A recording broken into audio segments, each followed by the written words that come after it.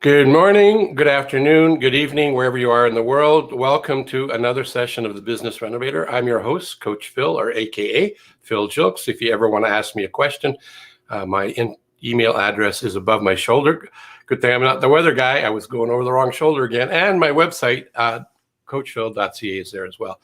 If you would like to be a guest or know somebody who would be interesting to have to share with their message to the world, let me know. Happy to look at having them as part of the Renovator.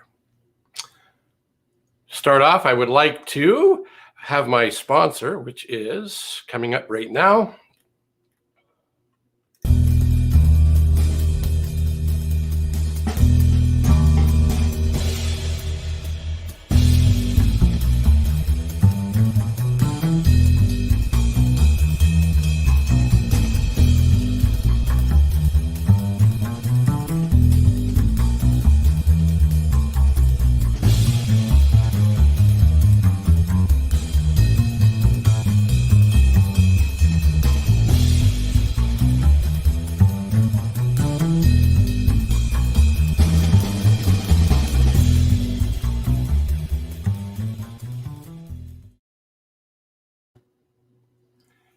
If you want to ask a Focal Point business coach a question, guess what? You could ask me, because I am one of 200 or so of the Focal Point business coaches from around the world. And if I don't have the answer to your question, one of the 199 other people in that group probably does. So the question's free. Just send it in the email. I want to bring up this book cover here. A good buddy of mine who I met because of COVID, but we became part of a group called Megamind. So it's a mastermind group that's spread out over mostly North America, but I think there's one odd person that's off the continent of North America. And in here, I would like to take one of his quotes, which he's got for today, July 7th. The smallest act of kindness is worth more than the grandest intention. Oscar Wilde. Brian's take on that is most companies have great ideas about how to create a great customer experience, but great companies implement their great ideas. And I like the way he talks about customer experience versus customer service, because customer service often is a platitude. People say that they give great customer service, but what are their customers saying? Are they coming back? Are they raving fans? Are they sharing the message of your greatness? If they're not, maybe it's just lip service. Like, check yourself. And if it is the other way in customer experience, high five to you. I'm honored and looking forward to having Mike Wolf on. I've known of him a little bit for a while, but I didn't really get to know him until, well, actually, I think it was 2019 in a really hot place called Portugal. And we were at a mastermind there. I'm going to bring Mike Wolf up right now. Welcome, Mike. Good morning. How are you, Phil? I'm very, very well. I was just starting to tell people a little bit about who you is and how I met you. And I know you are connected with some really cool people and you hang out with some really, not to name drop, but I'm going to, Brendan Bouchard, who's a phenom in terms of self-improvement, self-development. He's helped millions of people. He's a big fan of Brian Tracy, which is the voice and power behind Focal Point. And there's another guy, I don't know, maybe somebody's heard of them, Tony Robbins. And you hang around people like that because you had this vision right out of high school that this is what you're going to do with your life, right? No, I know that's not true. We were having some wine in Portugal, hanging out with those wonderful people. And we'll jump into that just in a sec. So I just want to read a little bit of the prepared bio. So it says, Mikey is a self-made freedom lifestyle entrepreneur. And I've seen that in real experience because he popped into the mastermind we had from another country because he was busy doing other stuff, stayed with us 3 or 4 days, and then off on another plane to go hang out and support his friend, Brendan Bouchard, which we'll get to shortly. I kind of did a teaser to that already. He's been investing in real estate for almost 30 years and helps people like you and I realize their dreams of lifestyle of freedom by teaching strategies to achieve passive income. He's a TEDx speaker. He's been on the stages there. Been featured in many TV networks, as well as radio, Sirius XM, print media, such as the Globe and Mail and Yahoo Finance. He's also a popular guest on podcast summits and live events around the world. Mike and his team have been involved in thousands of real estate transactions. His trainings have helped students from around the world to change their financial futures, and the leading authority on helping non-U.S. citizens invest in the hottest markets of the USA. So we can't get into everything that Mike knows about that. We're only here for about 30 minutes, but he's an interesting dude, easy to talk to and easy to listen to. As I said, I experienced him live and in person at this mastermind in Portugal, and he shared some of his insights there. And I thought, wow, if there's an opportunity to get Mike on here, we need to do it to let everybody have an opportunity. Like, so you didn't come out of high school, out of university thinking this stuff, right? When you were telling us in Portugal, you did the standard thing, graduate from university, get a job, get a piece of real estate. That's probably a smart thing to do, which means get a mortgage. And then from there, your life took on its own journey, right? Yeah, well, I mean, yeah, back in high school, I had no idea what I wanted to be when I grew up. And I still haven't really grown up, but that's another episode. So I kind of by default lived my parents' dream for me. And my parents wanted me to be a lawyer. And so I went to University of Calgary, got my first degree, racked up tons of student loans, and decided I wanted to pay these things off before I went and got my next degree. So that led me on a path that eventually brought me to work for the phone company. So I'm going to really date myself now. Back then it was called Alberta Government Telephones. Now we know it as TELUS. But a buddy of mine, his mother was a manager there, and it was union, it was government, paid quite well. And while I was there, I bought my first property to live in. And I also, well, shortly after that, my mortgage broker calls me up and says, hey, Mike, if you want, you know, you're making good money, your credit's good, I can get you another mortgage if you want to buy a second property. And I remember thinking back in those days, why would I want a second property? Like that seemed like the most foreign, crazy concept I'd ever heard of in my life. But then he explained to me, he goes, well, you buy the property, you put a tenant in there, they pay off your mortgage. And, 25 years from now, that property is free and clear, and that's your retirement. I go, that kind of makes sense. And anyway, as luck would have it, I did buy a second property, and the market a couple of years later took off in Calgary. And that was the first time I knew what I wanted to do, because all of a sudden I had this equity, not only in my principal residence, I had this second property that had gone up tremendously. And I was thinking, well, if I did this by mistake, like I still don't really know what I'm doing in real estate at that point.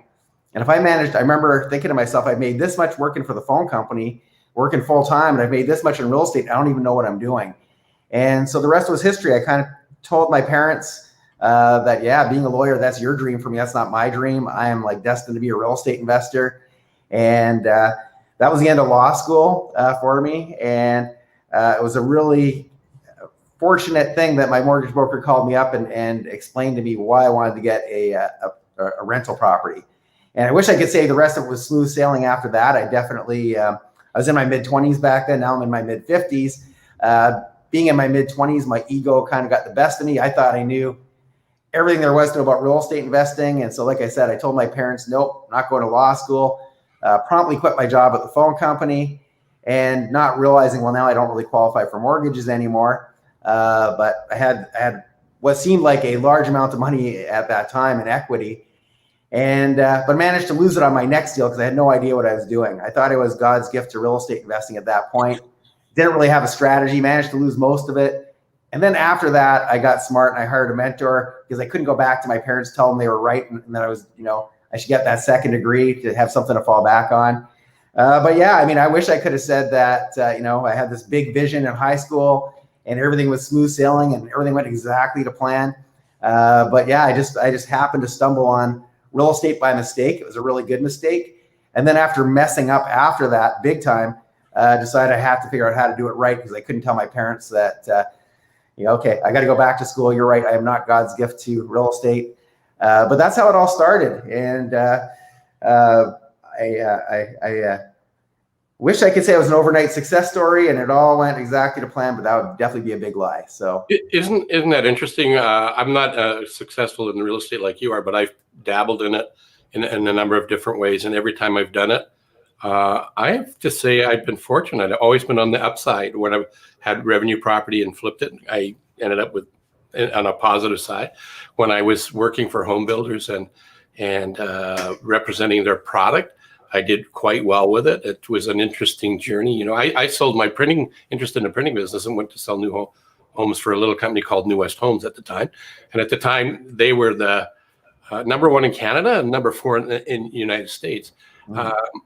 But one thing that's cool about real estate is it tends to have a trajectory that goes in a straight line over history, but it also has this other thing that happens like this, right? And so you can't be in it usually for the short term. It has to be a longer term gain, doesn't it?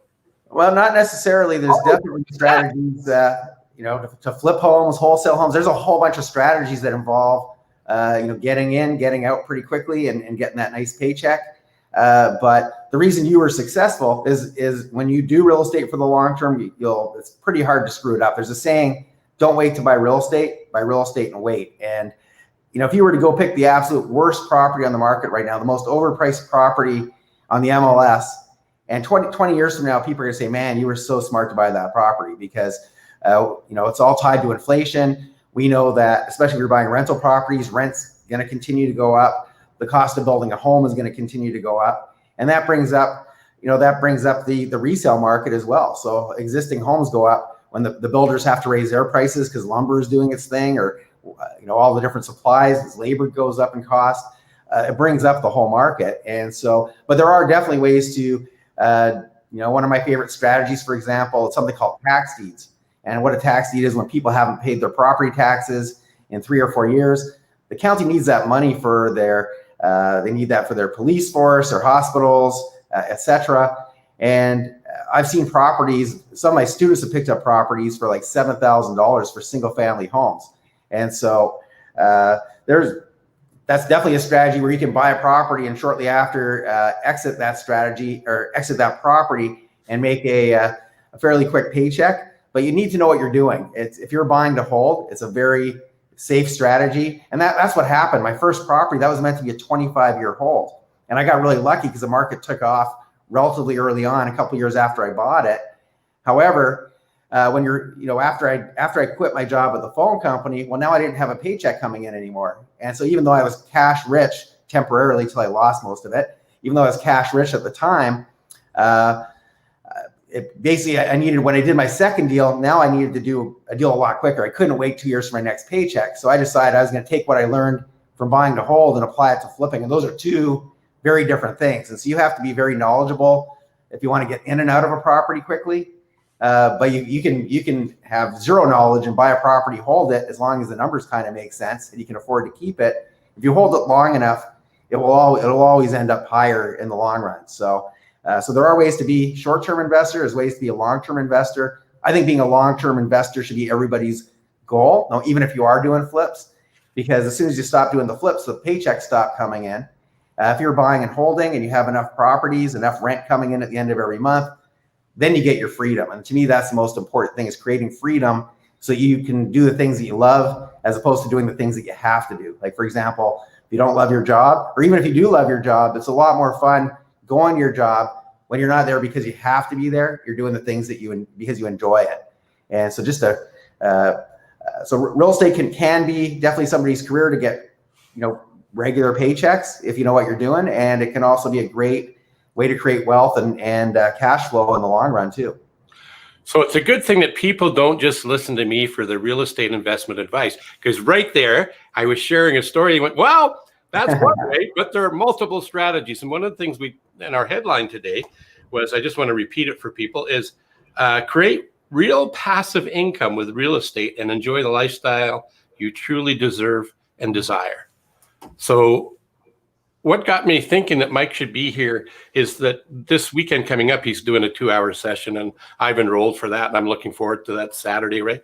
A couple of hours with him, get to ask him any question we want. And if you hang on to the end of this, or you're watching this on the replay, as long as it's before Saturday, you'll get the information near the end of our vodcast today that you can jump in on that as well if you want. And Mike's going to be giving me a link that I can share with you, and you can get a complimentary digital book with some information about real estate investing in there. It won't be everything, and it won't be a mentor. It's just a digital book. So anyway, wow, this is great insights into real estate. I mean, real estate's been around for how long? Ever. Well, back in the days when people were living in caves, I'm sure people were flipping caves. So who knows? Yeah, I was thinking the same thing. So, why do you hang out with the people like we mentioned at the top of the show? I'm sure people are curious. Yeah, well, a lot these people are actually some of the people that are my mentors and that had a big impact in my life. And I love to give back, and so I like to hang out with these people. Not just because I want, not because I'm looking for to pick their brain. That's not why I'm hanging out there. So Brendan Burchard, for example, I started off as a student of his, and I went to. I remember I didn't even know who he was. This is probably 8 years ago, and my assistant calls me up and goes, "Hey, Mike, have you heard of this guy named Brendan Burchard?" And I go, "I haven't. Who is that?" And she goes, "You got to read this book." And so I read the book Millionaire Messenger, which is a great book. It talks about taking what you've got up here and sharing it with the world to let other people know how to do what you're an expert at. And that was kind of, before that, I was kind of in a very small way mentoring people, but not in a big way. Anyway, it was really funny because after I read that book, I read it all in one night. And normally it takes me a long time to read a book. I read a chapter. As you know, I'm a nomad, so maybe on the plane, I'll open up the book, read a chapter, fall asleep. The next flight, I'll read a chapter. It takes me a while. This book, I picked it up. I read the whole thing from cover to cover, took all these notes, and sent an email to my assistant saying, "Hey, here's all the things we should do in my business so that I can help more people and get the message out there in a bigger way."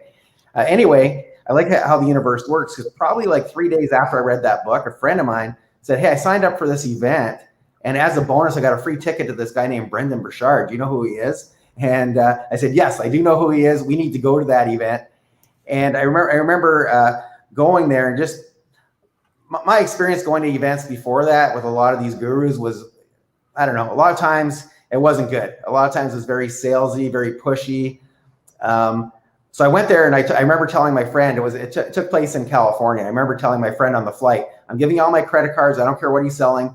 I'm not signing up. Take all my credit cards, lock them in the safe, and don't give them back to me." But this is a 4-day event. By day 2, it's like I'm meeting all my new best friends because he attracts really cool people.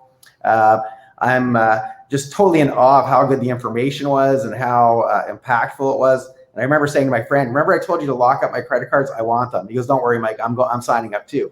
So anyway, that was the start of it. And back then I bought something called the All Access Pass, which gave me it allowed me to go to all the live events for the entire year. I think he had 4 or 5 live events that year, and I went to each and every one of them. And at the end of the year, it's like I was thinking, well, I can't not go next year because I'm going to go through withdrawal. And in the meantime, every time I go to these events, I'm meeting people that are my new best friends, meeting people that are my affiliates, and I'm promoting their stuff. They're promoting my stuff. And so anyway, I signed up for the exact same courses for year 2 and went through another 4 or 5 courses that were all the same as year 1. But at the end of year 2, once again, I couldn't not go. And so I just, over the 2 years, I got to know his team and his staff, and just said, "Listen, I'm going to probably be at every event forever till the end of time.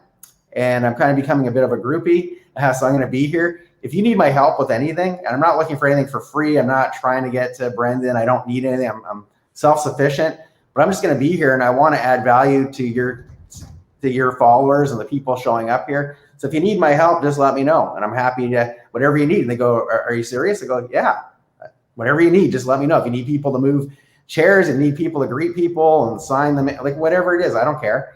And so that was kind of how it all started, and went to pretty much every Brendan event for about 7 or 8 years until COVID, of course, hit. Now there's no live events, but that's how I got to know him and be on his team. And I don't get paid for it, but I do it because I love it. And I don't. It's kind of funny. My friends say, "Well, he's like a multi-millionaire. Why can't he just pay you to be on the team?" I go, "Well, no. If he paid me, I wouldn't want to do it, because I'm there because that is how I get my fulfillment, by giving back and helping, adding value.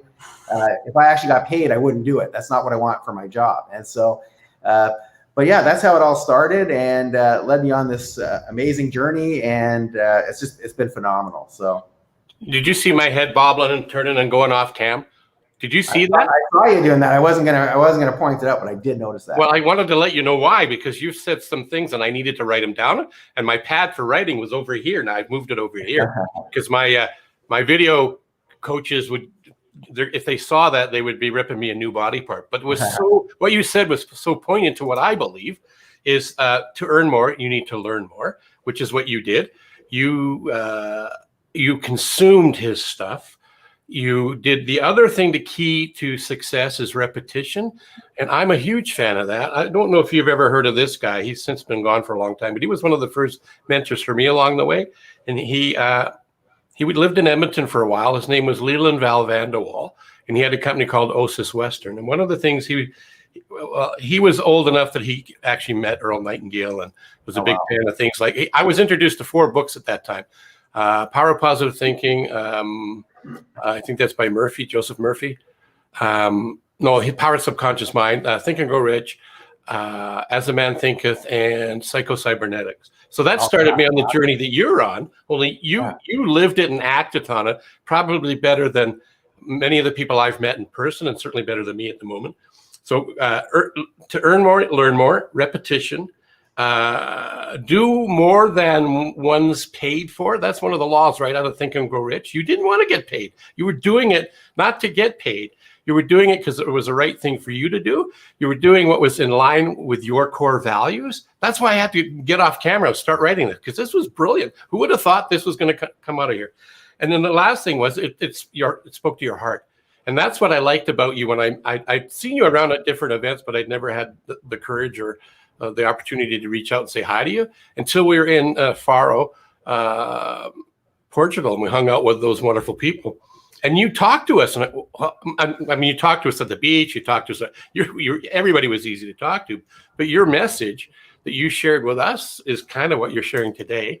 And you were the same guy there as you are here today, and that's why I wanted to name drop with why you hang out with those guys. And it wasn't for the notoriety; it was because what you just shared here. And I wanted people to hear that, not from a book, not from an audio, from somebody who's real, who's living his dream. That's why I thought it was important to mention the Bouchards of the world. And it's really interesting though, because a lot of people think, oh, well, you get to go to the events for free. To be honest, I don't even. One of the disadvantages to being a volunteer is I actually am not in the ballroom when he's teaching a lot of the time. I'm running around doing very non-glamorous things. It's not like it's not. It sounds really glamorous in theory, but I'm literally moving chairs and lifting tables and carrying books, and it's very. The reason it's really fulfilling for me though is. I'm very fortunate to have really good people on my team. I've got my dream team that makes my job and my life really easy. And sometimes you forget how hard they work, and especially when I'm in a position where, luckily, over the years I've created enough passive income that I don't really do anything I don't like doing.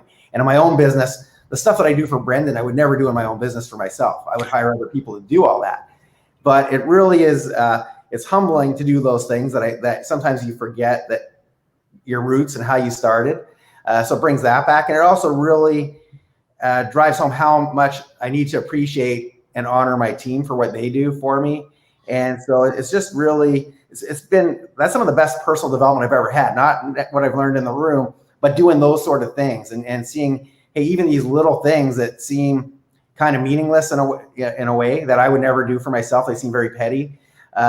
Without all these little things happening in the background, the big things that happen on stage can't happen without all the other people in the background that make it possible. And so it's been an amazing experience for me. A lot of people think, oh, well, you're going there, you're getting free training, or, Brendan's going to go do an email blast for me. It's none of that stuff. I would never ask him to do that. I'm there strictly to add value and to give back.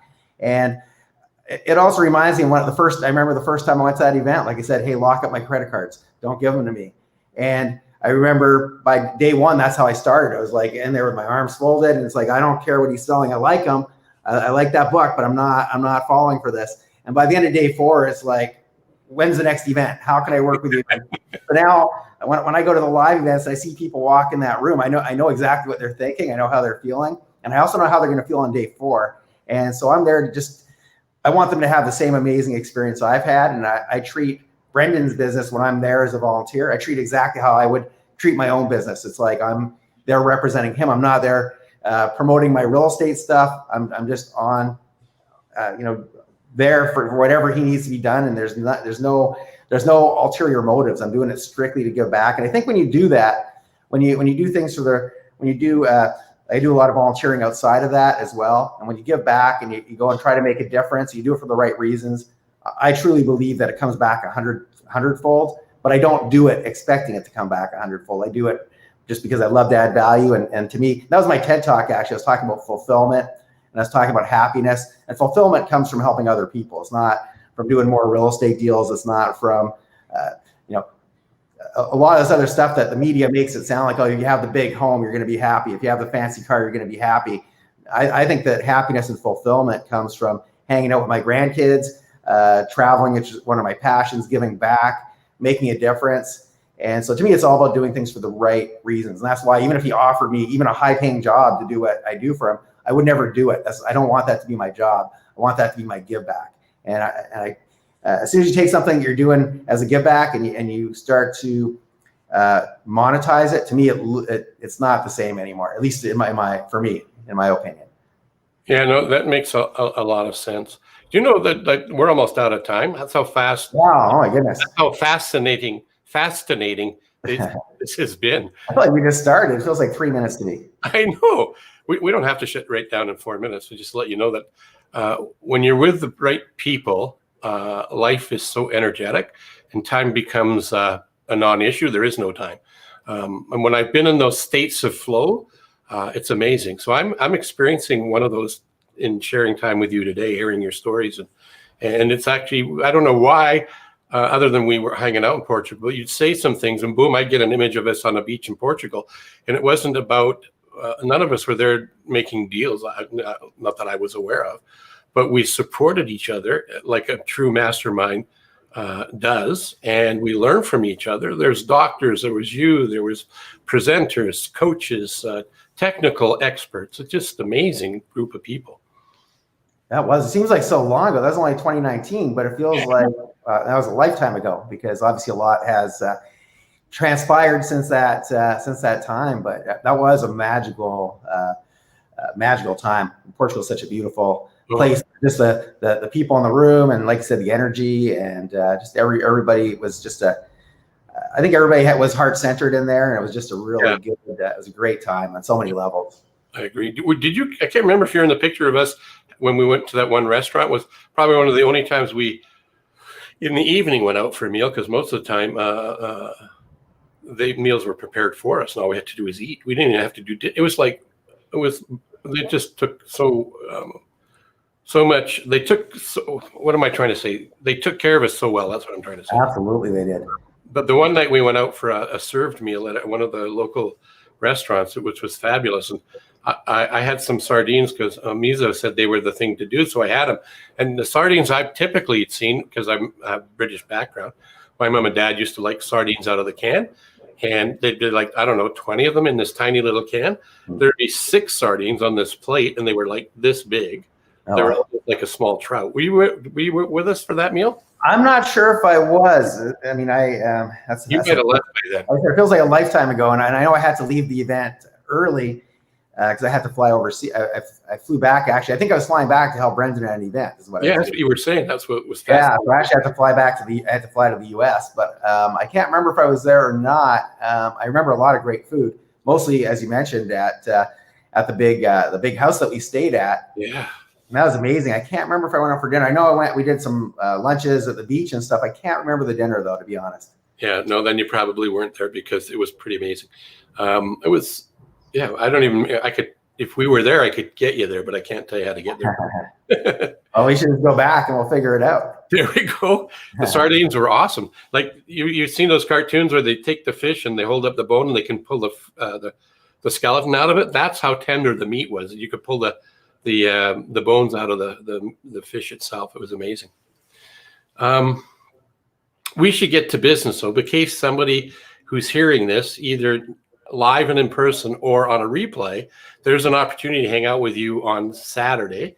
And I did promise if they were looking for a complimentary digital book, they could go, where's my banner? We put that in here, right? Remember we did that. Well, actually, you said if they go here, there'll be a pop-up there and they can request the digital book there. Yeah, that's actually my email address, and you can reach out to me and say, hey, I saw you with Phil. Can you please send me the free ebook? Be happy to do it. Or you can go to my website, and a pop-up is going to appear saying, hey, do you want the free ebook? And just help yourself. So tell them a little bit of what it is I'm enrolled in on Saturday to hang out and ask you questions with some other people. Sure. Well, I'll give you a little bit of the backstory on that. So pre-COVID, like for the last 7 years or so, I've been a nomad and I travel pretty much full time. And of course, COVID put a bit of a damper on that. And when COVID first hit, I went back to Calgary and spent 7 months there, which is my record for many, many years. That's the longest I've been there, was 7 months. But anyway, I started, when I first got home, I remember it's like my calendar was empty. There's no volunteering. There was no trips. Everything got canceled, no speaking. And so I remember first couple of weeks, I was just like sleeping in every day and watching Netflix and doing what everybody else was doing. But then my phone started to ring and I started to get calls. Like a lot of my friends are entrepreneurs and their businesses shut down. And a lot of my friends lost their jobs. And I'm kind of the person that people, I'm kind of the, I guess the rock you could say, where people like to call me and vent because I'm always very calm and I like to calm people down. But anyway, a lot of my friends were starting to lose jobs, losing businesses. And a lot of them were looking for help, and they were looking for different, because they know that I've been doing investing for 31 years. So anyway, I just noticed a lot of people were feeling kind of despair, and they were going through a lot of transition. And to make a long story short, I decided, well, you know what? I'm seeing all these people that need help right now. Why don't I just do an online event since I'm at home anyway, doing nothing? And so I did. I ended up doing 4 3-day online events in the last year and a little bit, and just taught some of my best stuff and showing people that even if you don't have any money, even if your credit's bad. I mean, when I bought my first property, I had all those student loans, as you remember. And so I decided to do these events and just teach people what I know, because so many people are feeling despair and depression. And through this whole thing, I've been optimistic, knowing, okay, well, if you shut down the global economy, there's going to be a lot of people that need our help. And when I teach people, I don't call us real estate investors. I call us problem solvers. And when you shut down the global economy and a whole bunch of people are losing their businesses, losing their jobs, there's going to be a lot of people that need help. And so I decided I'm going to train as many people as I can to go and help people in trouble, and create a win-win. And so anyway, that's a long way of saying that COVID actually gave me the bandwidth to create a lot more content like that ebook, like these events. And the 3-day events were very, very time consuming. So I don't know that I'm going to do another one of those, but I can certainly do, here we are, it's the middle of the year. A lot of people set goals at the beginning of the year. And of course, we know what happens, things fall to the wayside. And so since it's in the middle of the year and we just had Canada Day and 4th of July, I thought, hey, this is a good time to just help people to finish the year strong. And so I'm going to teach some of my best real estate strategies, stuff you can do with little or no money. We're going to spend a couple of hours together. Usually if I say 2 hours, it usually means 3, 4, 5, who knows, it might go all day. But in any case, I'm going to be teaching some of the top ways that you can get involved in real estate. If it's something you've thought about doing, just teaching you the best ways to get started, the best strategies that are working right now. If you're Canadian watching this and you want to learn how to invest in the US, I'm going to be teaching that as so I'm going to end. I always go with the energy of the audience. So I love taking questions, and often I will go in a direction that supports the kind of questions that I'm getting. And so anyway, it's this Saturday. It's it's 10 a.m. Mountain. I want to make it very affordable so anybody can do it. It's not one of those $20,000 courses. It's $97, but if you get the link that Phil has, it allows you to go for 50% off. So it's $47. We're going to hang out for however many hours. I'm going to answer any questions you have. And I'm just going to teach you the best ways. If you're maybe one of those people that's reinventing themselves right now, or maybe you just want to have a side hustle, or maybe you've just always wondered, hey, how do I build up passive income so I don't have to work so hard? Whatever it is for you, I'm happy to answer all your questions. And there's also a whole bunch of bonuses. I've got other online trainings that we're going to give you. If you click the link, it'll tell you all the stuff that's included, because my team created that. I'm not sure exactly what's in there. I know there's a lot of stuff, several $1,000s worth of value, and it's $47. So I'd love to hang out with you and support you and answer all your questions. So thanks so much, Phil, for mentioning that. Oh, I think I lost Phil, though. And here we are. I'm back. I was worried sick about you. Oh, I heard the whole thing. I just couldn't remember how to get myself back in there. Yeah. So if you had watched the video and you captured his website, it was right there. And if you lost it and can't find it, you could always go send me a message and I'll send you a link to where to go. You can go to phil@coachphil.ca. Wow, it's like time just evaporated. So fast. Oh my goodness, that went so fast. I want to thank you, and I'm so grateful for you to be able to fit into our schedule today. I pushed this out to a number of people, and if you're seeing this on the replay, push hashtag replay. Let me know that you've heard this, and if you want information about how to join us on Saturday, shoot me a note or reach out to Mike, and we'll get you in there. Mike, this is wonderful. I'm going to wrap this up because we both have busy lives, and maybe we'll schedule something like this in a couple of months and do another one. I'd love to. I appreciate you having me, and you're a great host and interviewer. And I can't believe how fast. I feel like we just been 3 minutes. That's what it feels like. I know. You made it that way, so I appreciate that. So hang out for a bit, and I'll be right back with you. So, guys, like I said before, if you're seeing this on a replay, hashtag replay.